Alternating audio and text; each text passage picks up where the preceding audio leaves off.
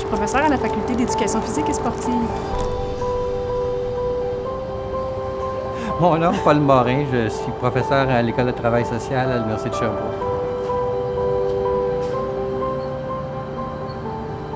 Puis votre formation de base, c'est quoi? Ma formation de base, je suis sociologue de formation. Okay. Je travaille en communication, mais je suis sociologue de formation.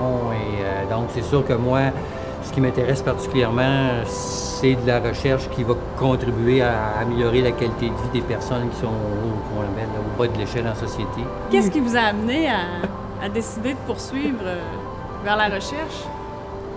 Qu'est-ce qui m'a amené à poursuivre vers la recherche? Je pense que ça a fait partie de mes défis personnels. En tout cas, en termes d'identité, fort longtemps, j'ai voulu être sociologue. Ça voulait dire quelque chose. Bon, je suis de la génération des années 60 où peut-être que la sociologie était associée plus à une trajectoire plus contestataire, sans parler de sociologie de combat. La sociologie était pour moi une façon d'être contributif à une société plus juste. Donc, pour moi, mon métier a été vraiment très associé à des valeurs que j'essaie de porter depuis fort longtemps.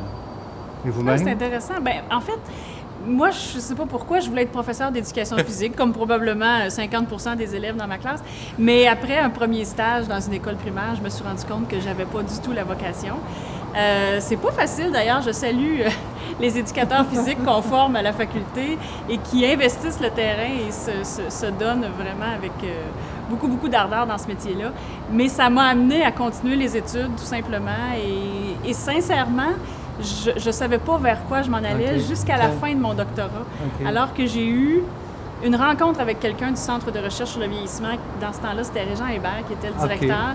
Et il y a une étincelle qui s'est faite et j'ai décidé que je voulais être chercheur dans le domaine de la pratique d'exercice. Et c'est vraiment par là que je me suis intéressée au vieillissement. Parce que je ne m'y étais pas nécessairement intéressée pendant ma maîtrise et mon doctorat. Donc, de fil en aiguille, finalement, que vous vous êtes intéressé au niveau des personnes aînées?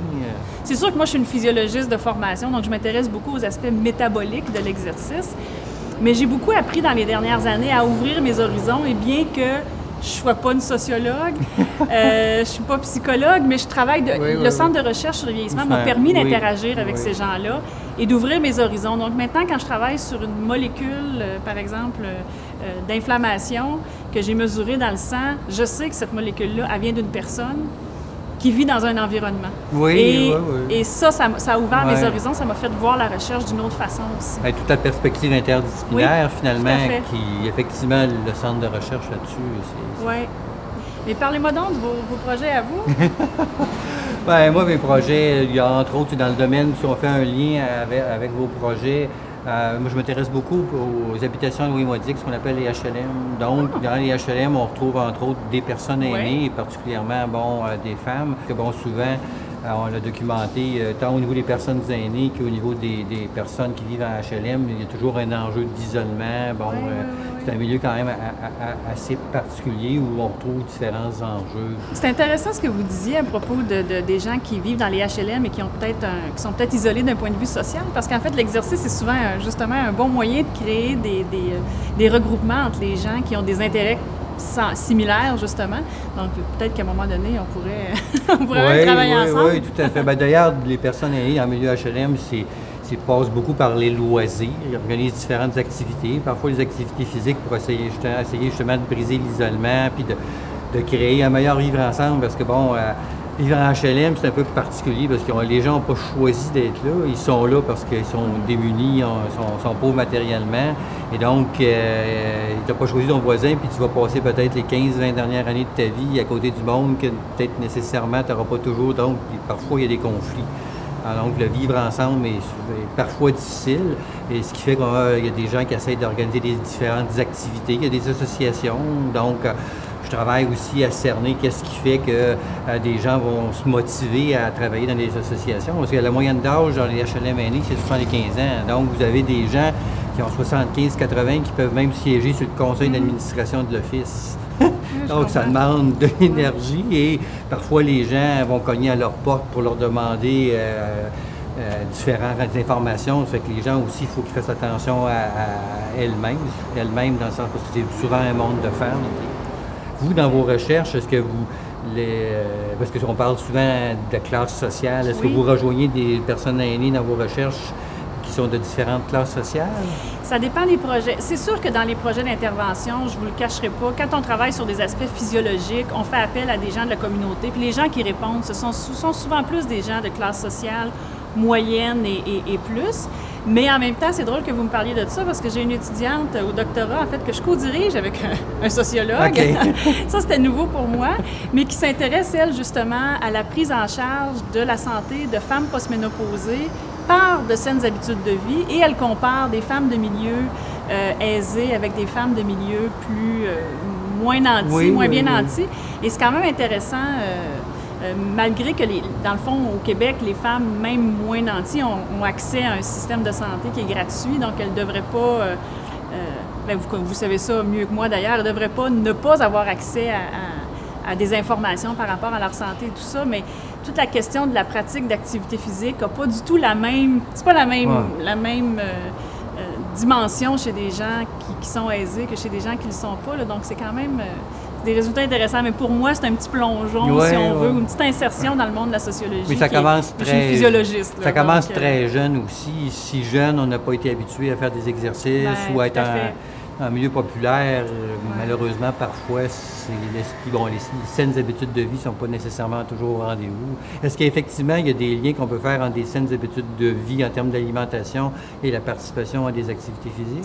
Mais reste que oui. Souvent, les gens qui sont actifs physiquement, ce sont des gens qui ont une alimentation saine. Donc, c'est comme si on a l'ensemble des bonnes habitudes de vie où on les développe moins. Ce qui fait que ça a...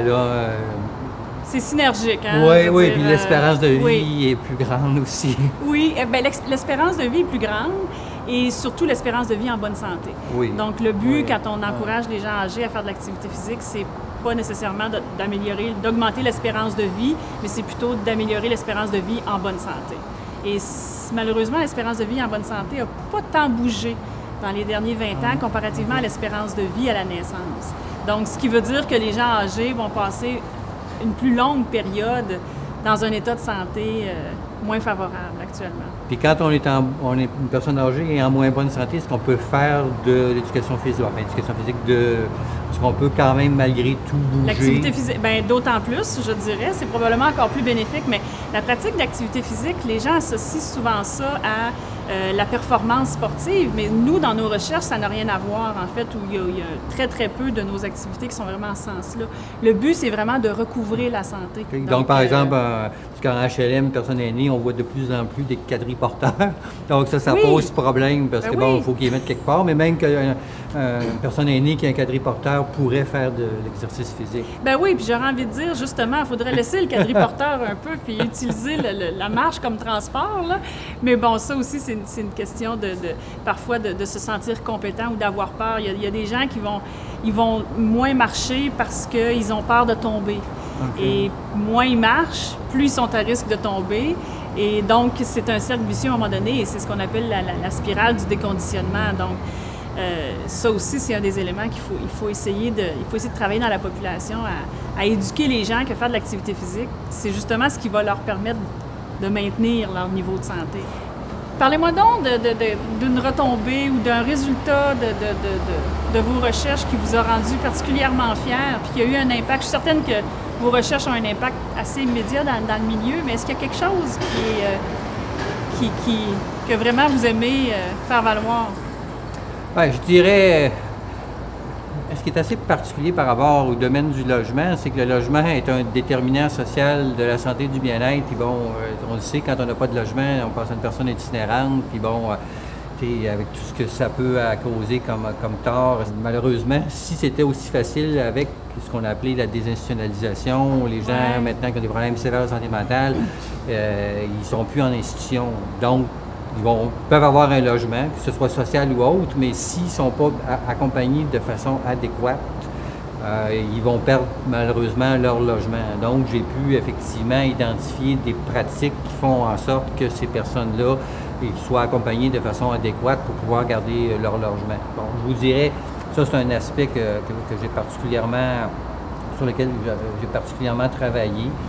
Mais de façon plus large, là, je vous dirais que dans ma recherche, j'ai réussi, puis dans ma trajectoire professionnelle, j'ai réussi à faire le pont, enfin j'espère, à faire le pont entre le fait que j'ai été un des premiers au Québec qui a mis l'accent avec d'autres personnes sur la défense des droits des gens qui ont des problèmes de santé mentale.